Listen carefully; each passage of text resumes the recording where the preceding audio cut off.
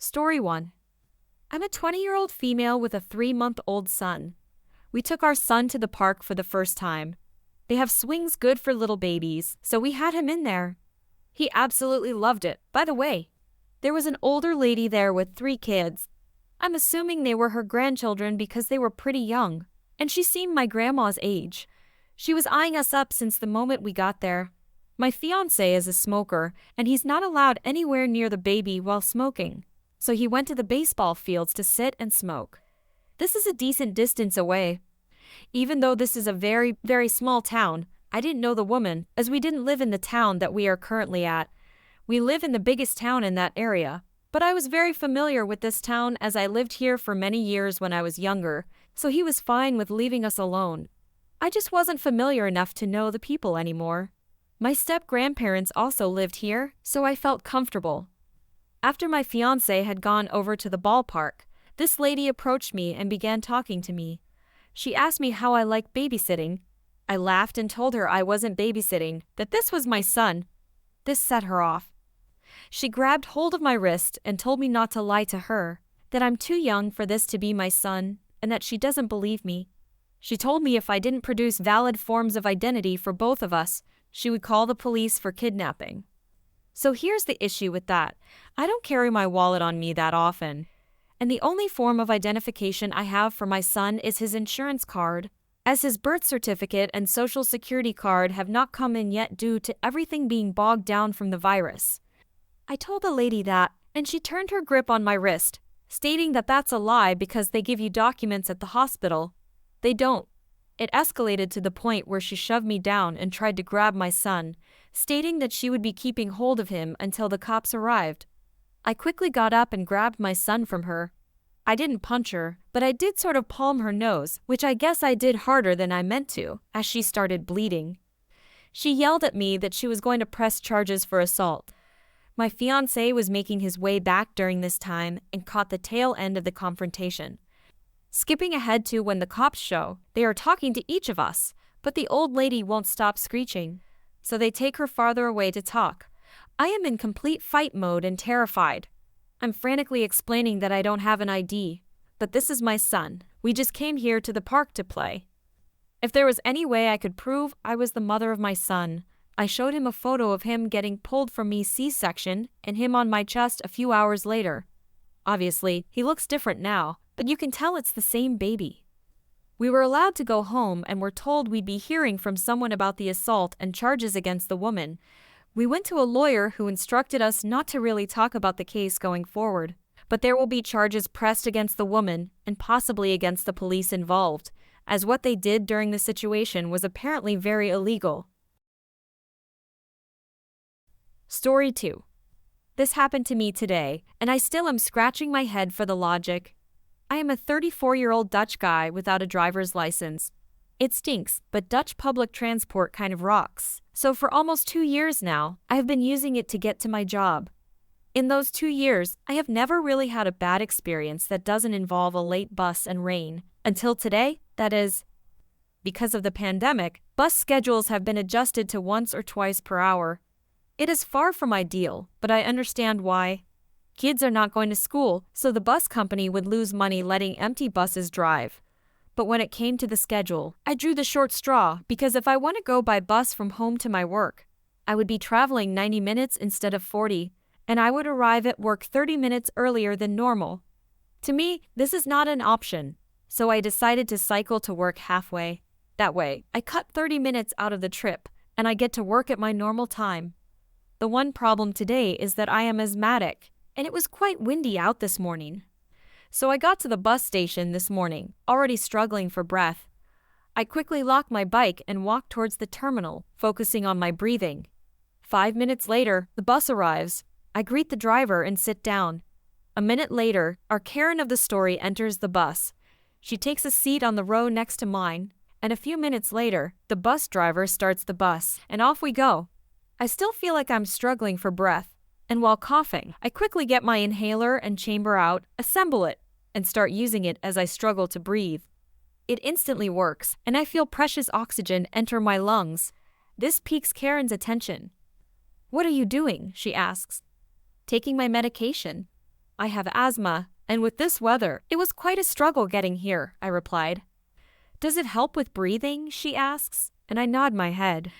Well, yes.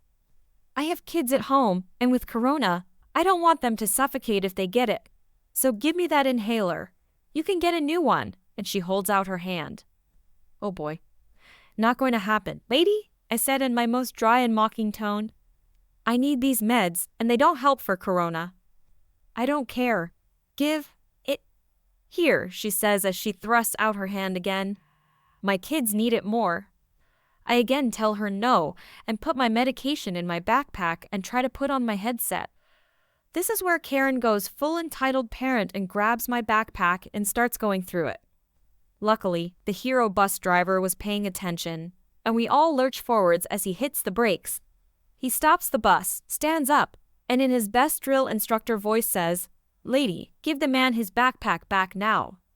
There was absolutely no doubt of the authority in his voice, and the lady turns tomato red as she hands back the backpack. I thought that was it. Oh boy, I was wrong. Why on earth would you think that someone's asthma medication would help against corona? Besides, you saw the man use it. What if he has the virus but did not get sick? Also, he used it. You are gross, lady. Get off of the bus. Now, he yelled. The lady looks like a deer in the headlights but doesn't move. Get off, now, hero yells again. Finally, the lady got up and out of the bus. I thanked our hero bus driver as he sat back down, and we got on our way again. As the bus drove off, I saw the lady on her phone.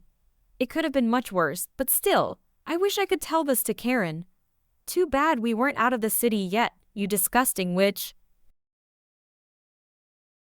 Story 3. Hello all. This is a very short story, but I need to get this off my chest, and I thought it would make for a good story. So, a few weeks ago, I moved with my mom to a new and bigger house.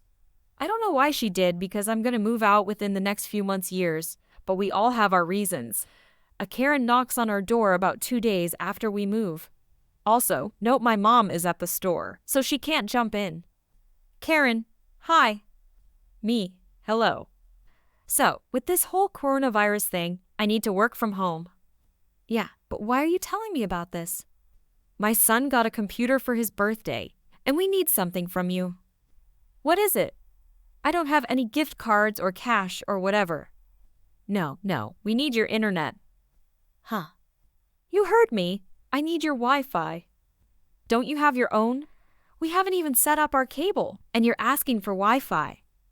Yes, are you going to give me the password? No, why do you need it anyways? So my kids, she never mentioned she had more than one child can play on their Game Boys, and I can work without buffering. No, put your kids on your own internet. Have a good day. I proceed to slam the door. Story 4. Little bit of backstory. My stepmother and I never got along from day one, especially when she turned into a more and more entitled stepmom as I got into my later teenage years, and was the reason I moved out of my father's house to live full-time with mom, despite their custody agreement. Details aren't important, but the list is a hefty one. The important one for this account is snooping. She has to stick her nose in my life, room, car, job, health, etc. To a comical degree. She has also done some pretty pointlessly petty things like giving me a false key to her and my dad's house when it got rekeyed for reasons I still don't understand. This is also important. On to the most recent entitled stepmom moment that happened on August 11, 2020. Phone call from entitled stepmom to me. I want a key to your house when it closes. Ooh, no. What? No, you will give me a key. A key or a fake key? You weren't specific. A real key to the house. And why would I do that, given your track record? Because I'm your parent, quit being flippant. I laugh. I don't see what's so funny. I'm asking for a key, and I will get one. Asking? You are demanding a key from your 25-year-old stepson who owes you nothing. Oh yeah, I want my dresser back too, as we agreed upon all those years ago. I'm not giving you the dresser back unless you give me a key. So you're going to steal from me because the dresser couldn't make it up the stairs, and you are throwing a fit because I won't let you snoop. Young man, you have a history of making poor choices, and it's my job to correct them. I couldn't do it while you were in Ohio, and now that you're back, I will get you back on the straight and narrow. I should point out that my poor choices involved eating in my room while doing homework, watching TV with my girlfriend when I was a teenager, and not going to bed by 10 p.m. You won't be getting a key, and because of you, Dad won't likely get one because you can't be trusted," and ended the call. Not 5 minutes later, my mom and stepdad are rolling on the floor laughing because she had called them, demanding that they talk some sense into me and make me give her a key. Neither my mother nor stepfather can stand my stepmom. Here's where she truly shines as an entitled stepmom though, rather than just being demanding and a snoop. It happened the following day on August 12, 2020. It's important to note I was on painkillers after my back spasms sent me face first into the floor from their strength. "Hey, have you thought about giving me a key?" "Nah, you don't get one. Even for your favorite step-parent." Hysterical laughter. "I like the trash more than I like you." "Fine. You will lose your car. I forbid you from driving, and I'll expect your keys tonight." You want to take the keys? To a car you don't own? Or pay anything on? Because you won't take no for an answer. I am your parent. I hung up after she started yelling. She showed up at my mother's house 10 minutes later, demanding my keys to my car because she was revoking her permission for me to drive, and we had to call our neighbor, the off-duty cop, to come over and speak to her. I wouldn't be surprised if she tried to put a lien on my car. More insane things have happened. It's so bad that my dad is agreeing that he shouldn't get a key, but won't leave her because of her usual entitled behavior. This is just the most recent in a long list of this kind of behavior. Story 5. I am an intensive care unit nurse. A few nights ago, I was working in our burn ward, where this happened. Typically, pre-COVID, we allowed 3 visitors per patient between the hours of 8 a.m. to 8 p.m. During the worst of COVID, all visitors were restricted, all units, no exceptions. Now that things are lightening up, we're starting to allow visitors again, under certain conditions. 1 visitor per patient at a time needs to be older than 18 years old. All will be screened and made to wear N95 masks, and with a 2-hour visiting maximum. Pretty reasonable. Enter entitled mother. I'm taking care of her husband, who was grilling when the propane tank exploded. He's pretty burned up, but nowhere near life-threatening. He's awake, alert, talking, eating, etc. Not on death's door by any means. I get a call from this lady positively screeching that she is downstairs and some which the guest secretary won't let her come visit her dying husband, and I had better tell her it's okay. After getting a few words in, I come to find out it's because she has children with her. I explain our policy, and she loses it. Incoherent words were screamed at me. I hung up. Giggle to myself that I'm so glad she's downstairs, and this is a locked unit, and it stinks to be that secretary right now. Well, in walks a super angry woman escorted by security, alone, raging about how we need to let her kids up to see their dad because they haven't seen him in 3 days. She asks for the charge nurse after I tell her that policy is policy. So she's yelling at my charge for a solid 10 minutes when I go into this guy's room. He's embarrassed. He can hear her yelling from his room. He apologizes for her. We chat for a bit, and I ask about his kids and how old they are, etc. He tells me they're boys, 3 and 6 years old. Lady is still with my charge nurse. It's been about 15-20 minutes she's been on the unit now and hasn't come to see her dying husband yet. My patient then said, "Wait, the kids aren't alone in the waiting room, are they? I hope they haven't wrecked it." So I run and check. Nope, no kids to be found. Because of missing children, I consulted the house supervisor, and we called a code pink possibly abducted or lost child. In the event of a code pink, no one goes in or out of the hospital, and all entrances and exits are monitored. I go and tell my charge what's going on, right in front of the entitled mother. Me. The children she brought can't be located in the waiting room, so we called a code pink. Me to entitled mother. We'll need a description of the kids and what they are wearing. Well, of course, they're not in the waiting room. The stupid secretary wouldn't let them up. They're out in the car. There's a pause. Charge nurse. Oh, are they with more family out there? The entitled mother stays silent. Charge. Ma'am, is there someone in the car with your children?